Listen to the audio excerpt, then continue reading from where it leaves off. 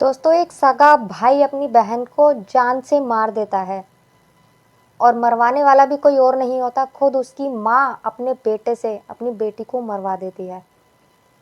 और बेटी ने भी कोई गुनाह नहीं किया होता, सिर्फ वो अपनी मर्जी से जीना चाहती है। उसने ऐसा कोई क्राइम नहीं किया था जिसकी वजह से उसे मार दिया जाए। वो सिर्फ इज्जत की ज़िंदगी जीना चाहती थी। वो कोई गलत काम नहीं करना चाहती थी, सिर्फ अपनी कॉस्मेटिक की दुकान खोलकर उस पर काम करना चाहती थी।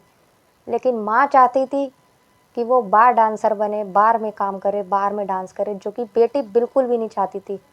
सिर्फ इसीलिए अपनी बेटी को मरवा डालती है अपने ही बेटे के हाथों। तो दोस्तों, मैं गीता गुप्ता, स्वागत है आप लोगों का मेरी आज की एक नई सच्ची कहानी में, जो कि झारखंड से है। अगर आप लोगों को अच्छी लगे तो प्लीज़ लाइक शेयर करके बताना कैसी लगी, आप लोगों को कमेंट करके भी बताना मुझे। तो चलते हैं, आगे बढ़ते हैं। जय माता दी। दोस्तों, झारखंड की ये घटना है। एक औरत होती है, उसकी दो बेटियां होती हैं। उसने बड़ी बेटी की शादी कर दी होती है। शादी के बाद वो उसकी बेटी और उसका दामाद दोनों अलग हो जाते हैं किसी कारण, किसी वजह से। उसकी भी एक बेटी होती है, छोटी सी, 6-7 साल की, और वो अपने मायके में ही रह रही होती है। मायके में ही रहकर अपने सिलाई विलाई करती है और अपनी ज़िंदगी, अपनी बेटी को ऐसे ही पाल रही होती है। उसकी जो छोटी बहन होती है दीपा, वो होती है 17-18 साल की वो होती है, और उसके लिए उसकी माँ लड़का देख रही होती है। दोस्तों, बाप होता नहीं है दीपा का, और उसके चाचा होते हैं एक। वो अक्सर वो लड़की घर में रहती थी, उसके शौक़ थे कि मेरी भी शादी हो और मैं भी दुल्हन बनूं, ससुराल जाऊं। उसके सपने यही कुछ होते हैं। लड़की बहुत अच्छी होती है। तो उसके जो चाचा होते हैं वो उसकी माँ से कहते हैं कि भाभी, कुछ नहीं रखा, शादी शादी तो आजकल गुड्डे गुड़िया को खेल हो चुका है। देखा नहीं आपने, अपनी बड़ी बेटी की शादी की थी, क्या हुआ? ना वो घर की रही, ना घाट की, ना वो यहाँ की रही, ना वहाँ की। उनका कहने का मतलब कुछ और था। तो इसीलिए वो उनको सलाह देते हैं कि इसको मुंबई में भेज दो, वहाँ पे डांस करेगी, पैसा कमा के ला के देगी, तुम सबकी ज़िंदगी भी अच्छी हो जाएगी। दोस्तों, वो उसकी माँ के मन में लालच भर देता है। उसका एक बेटा भी होता है 14-15 साल का। तो वो उसके मन में लालच भर देता है। अब उसकी माँ को ऐसा ही लगता है। अब वो बेटी रो रो कर अपनी माँ से कहती है कि माँ, मुझे वहाँ मत भेजो। वो लड़की डरती है कि मुझे अपने से दूर मत करो, मैं यहीं रहना चाहती हूँ, मैं यहीं कोई नौकरी करूँगी, घर का खर्चा चलाऊँगी, तुम्हारा ध्यान रखूँगी, लेकिन मुझे वहाँ मत भेजो, मैं डांस करना नहीं चाहती, मुझे कहीं और नहीं जाना। लेकिन माँ नहीं मानती। माँ कहती है, क्या करेगी यहाँ, तुझे जाना ही पड़ेगा, घर को देखने के लिए तुझे जाना ही पड़ेगा। तो उसे ज़बरदस्ती कर कर अपने देवर के साथ भेज देती है। दोस्तों, वहाँ जाने के बाद वो उसे बार में लेके जाता है, और वहाँ के जो मालिक होता है वहाँ का, उससे मिलवाता है कि ये लड़की है दीपा। वो पूछता है, डांस आता है? तो दीपा चुप हो जाती है, कोई जवाब नहीं देती। तो उसके चाचा ही बोलते हैं कि हाँ हाँ साहब, डांस बहुत अच्छा करती है, ये पूरे गाँव में इसने वो मचा रखा था, सब इसकी तारीफ़ करते थे। तो वो कहता है, लड़की को बोलना नहीं आता क्या, इसे बोलने दे।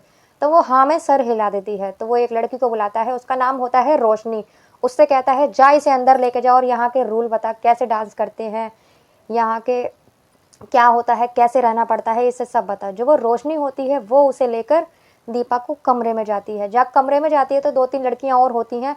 वो दीपा को देखकर चिढ़ने लगती हैं। वो कहती हैं, अगर तूने मेरे ग्राहक को पटाया, मेरे ग्राहक का पैसा खुद ने खाया, तो मैं तुझे जान से मार डालूंगी। वो उनको ये बोलती है। लेकिन जो रोशनी होती है वो उनको कहती है, खबरदार जो इस लड़की को तुमने कुछ कहा, नहीं तो मैं तुम्हें ठीक कर दूंगी।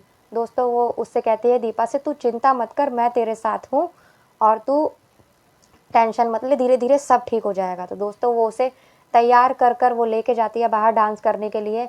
लेकिन वहाँ उसे आदत नहीं होती, सीधी सादी लड़की होती है, वो एडजस्ट नहीं कर पाती, वहाँ डांस नहीं करती वो।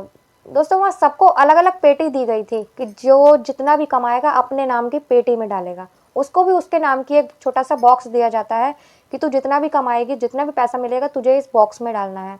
दोस्तों, जब रात का टाइम हो जाता है, जब वहाँ का शो ख़त्म हो जाता है, सबके बॉक्स लाए जाते हैं, तो दीपा का बॉक्स खाली होता है। तो उसका मालिक कहता है, ये क्या, तेरा बॉक्स तो खाली है, तूने तो 1 रुपया भी नहीं कमाया, ऐसा नहीं चलेगा। अगर तुझे यहाँ रहना है तो तुझे काम करना पड़ेगा, डांस भी करना पड़ेगा, यहाँ की और लड़कियों के मुताबिक चलना पड़ेगा, नहीं तो वो रोशनी से कहता है तू किसी के साथ इसे इसके गाँव भिजवा दियो। वो उसको ऐसे बोल देता है। दोस्तों कुछ दिन ऐसे निकल जाते हैं, लेकिन दीपा फिर धीरे धीरे वहाँ के माहौल में ढलने लगती है। दोस्तों वो वहाँ की लड़कियों में सबसे अच्छी डांसर बन जाती है और सबसे ज़्यादा पैसा कमाती है और अपने घर पर पैसा भेजती रहती है। तो एक दिन वो पैसा भेज रही होती है, वो रोशनी से कहती है कि ले रोशनी, मेरी माँ का फ़ोन आया था।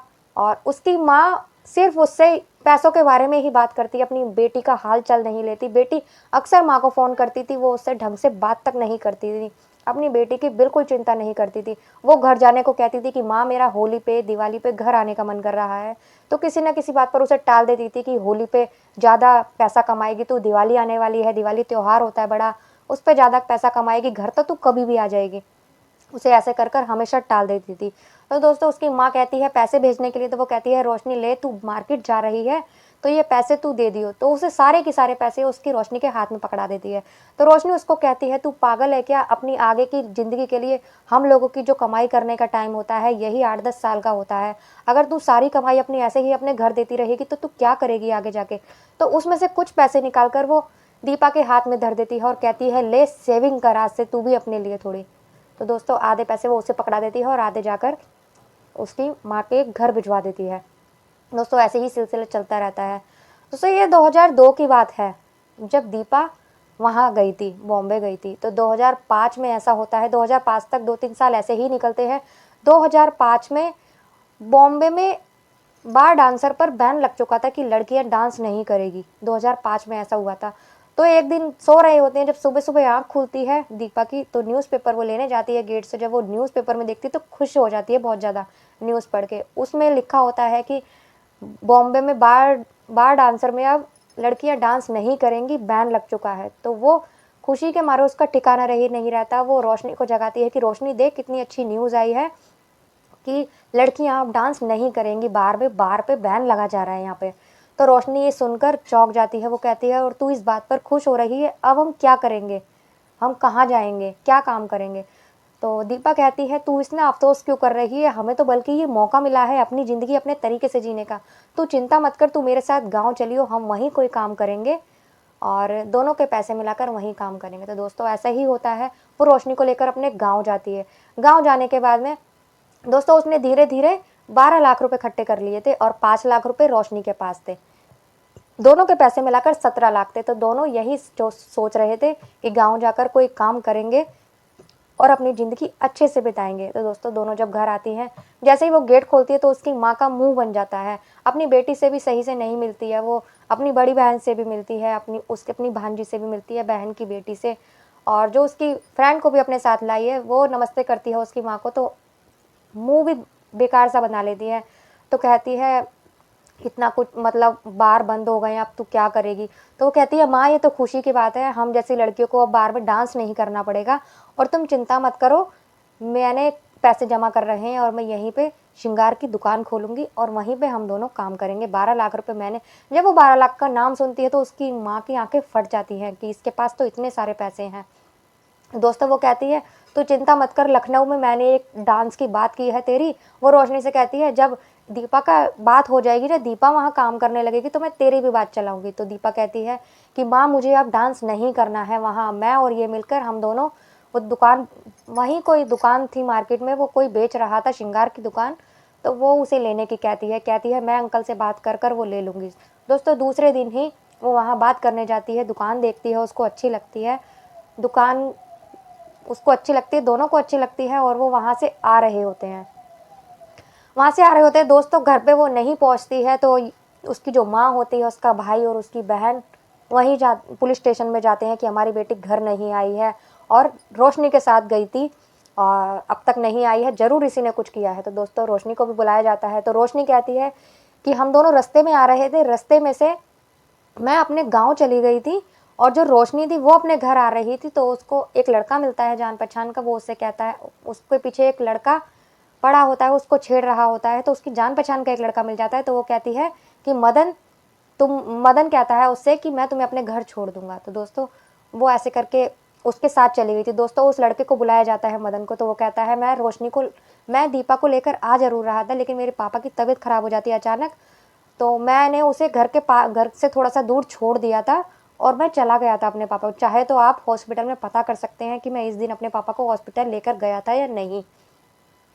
दोस्तों उससे पूछा जाता है, फिर आगे पता किया जाता है कि वो कहाँ गई थी, कहाँ नहीं गई थी। दोस्तों कुछ नहीं पता चलता उसका, ऐसे ही पुलिस छानबीन करती है। तो दोस्तों जो उसका जो सामान होता है, उसने गले में चेन पहन रखी थी, कानों में इयररिंग पहन रखे थे, कुछ पता नहीं चलता। तो दोस्तों कहीं से कोई खबर आती है कि एक लाश मिली है।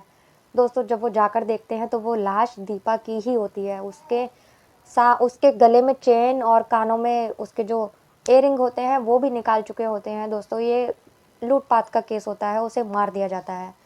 तो दोस्तों उसकी माँ वगैरह रोती हैं, उधर ही रोशनी भी आ जाती है। रोशनी भी ज़ोर ज़ोर से रोने लगती है। तो उसकी माँ होती है, रोशनी के ऊपर हावी हो जाती है कि इसी ने मेरी बेटी को मारा है, इसी के साथ मेरी बेटी गई थी। तो पुलिस उससे पूछताछ करती है कि तो रोशनी यही कहती है कि मैंने कुछ नहीं किया, मैं तो अपने गाँव चली गई थी, ये है वो है। तो उसको छानबीन शुरू होती है, छानबीन में कुछ पता नहीं चलता। जब कुछ पता नहीं चलता तो एक दिन रोशनी के जो पैसे होते हैं 5 लाख रुपए और दीपा के 12 लाख रुपए, वो दीपा के पास ही थे। तो रोशनी एक बार घर पे आती है उसके और कहती है कि मेरे 5 लाख रुपए दीपा के पास थे और मुझे वो दे दो। तो उसकी माँ उस पर चिल्लाती है, वो कहती है हमें नहीं पता, उसका कमरा जैसे का तैसे ही पड़ा है, तू जाकर खुद देख ले। दोस्तों वो उसका पूरा सामान चेक कर लेती है, उसका कमरा छानबीन के देखती है, कुछ नहीं मिलता, 1 रुपया नहीं मिलता। तो दोस्तों उसकी माँ से कहती है वो कि ज़रूर तुमने ही कुछ किया है और मैं जाकर पुलिस में कंप्लेंट करूंगी। तो दोस्तों वो जाकर पुलिस को बहुत बोलती है कि इसने ही मारा है, इन लोगों ने ही, साहब इनकी ही चाल है, इन्हें दीपा से कोई मतलब नहीं था, सिर्फ ये पैसों से प्यार करते थे, दीपा की परवाह बिल्कुल नहीं करते थे और इसके घर वालों ने ही दीपा को मारा है, आप मानो या मत मानो। तो पुलिस उसको भी डांटने लगती है रोशनी को, क्योंकि हम बिगर बिगर सबूत के क्या करें, अगर तुम चाहती हो कि हम कुछ करें तो तुम हमें सबूत ला कर दो इनके खिलाफ, तब हम कोई एक्शन ले, बिगर बिगर सबूत के हम लोग क्या करें, अगर तुम्हें पूरा यकीन है तो तुम हमें यकीन दिलाओ। दोस्तों वो ऐसा ही करती है। एक दोस्तों पुलिस और रोशनी मिलकर चाल चलती है। एक आदमी होता है, उसको ढेर सारे बैग में फ़ोन लेकर वहाँ भेज देते हैं, उसके घर के आगे वो लोग जाते हैं। जब घर के आगे जाते हैं तो उसके बैग गिर पड़ता है, उसमें से काफ़ी सारे फ़ोन निकल पड़ते हैं। जो दीपा का जो भाई होता है वो बाहर ही होता है अपने घर के, और वो जब इतने सारे फ़ोन देखता है तो वो खुश हो जाता है। वो उसके आदमी के पास आता है, उससे कहता है ये फ़ोन कितने का दिया है। तो वो कहता है वैसे तो 25,000 का है, लेकिन तुम्हें 5,000 में दे दूंगा, क्या पैसे हैं तुम्हारे पास। तो वो उसके कान में कहता है कि पैसे ना हो तो कोई सोने की चीज़ चलेगी। तो वो कहता है कि हाँ हाँ। ये सारा किस्सा पुलिस दूर से देख रही होती है। कहता है हाँ हाँ चलेगा। तो वो दोस्तों जाता है, जो उसकी भांजी होती है दीपा की, उसके पास एक डॉल होती है जिससे वो खेलती होती है, उस डॉल के अंदर वो उसके इयररिंग और चेन छुपाता है। तो दोस्तों वो डॉल का सर निकाल के वहाँ से इयररिंग और चेन ले आता है। तो दोस्तों उसे वो इयररिंग देता है कि लो मुझे दे दो। तो वो उसको फ़ोन दे देता है। तो वो आदमी उससे पूछता है कि तेरे पास और भी गहने हैं। तो वो कहता है हाँ हाँ है। तो वो दोस्तों उसके सारे गहने निकाल कर उसके हाथ में धर देता है और इतने में ही पुलिस उसको धर दबोचती है। ले जाकर दोस्तों उसको रिमांड पे लेती है, उससे मारपीट करके पूछती है कैसे करा था, क्या करा था। तो दोस्तों वो सारी कहानी बता देता है कि ऐसे ऐसे हुआ था। दोस्तों वो बताता है कि दीपा मम्मी की बात नहीं मान रही थी, माँ बहुत उसको बोल रही थी कि नहीं तू डांस करेगी, डांस डांस बार में जाएगी और डांस ही करेगी, लेकिन दीपा नहीं मान रही थी। दीपा कह रही थी कि मैं काम ही करूँगी, मैं नौकरी करूँगी, काम ही करूँगी, मैं डांस नहीं करूँगी। तो दोस्तों ऐसे ही वो उसने घर छोड़ने का फैसला कर लिया था कि मैं गलत काम नहीं करूँगी, मैं दुकान ही खोलूँगी, दुकान पे ही काम करूँगी। तो दोस्तों इसी उसमें माँ ने मुझसे कहा उसे मारने के लिए कि तू इसे मार दे। तो साहब मैंने उसे मार दिया था, मार कर उसके गहने निकाल लिए थे और उसे बाहर जंगल में छोड़ आया था। दोस्तों फिर उसकी माँ को और सबको अरेस्ट कर लिया जाता है और उनके ऊपर केस चलता है, काफ़ी दिन तक उन्हें सज़ा हो जाती है। दोस्तों आज की ये कहानी इतनी थी। एक माँ अपनी बेटी को मरवा देती है अपने बेटे के हाथों, सिर्फ एक पैसे के लिए। आजकल पैसा सबसे बड़ी चीज़ हो चुका है लोगों के लिए। दोस्तों अगर आपको वीडियो अच्छी लगी हो, ये कहानी अच्छी लगी हो, तो प्लीज़ लाइक कर देना और चैनल को सब्सक्राइब कर देना और कमेंट करके ज़रूर बताना कि आपको वीडियो कैसी लगी। मिलते हैं किसी अगली वीडियो में एक नई सच्ची कहानी के साथ। जब तक के लिए बाय बाय, जय माता दी।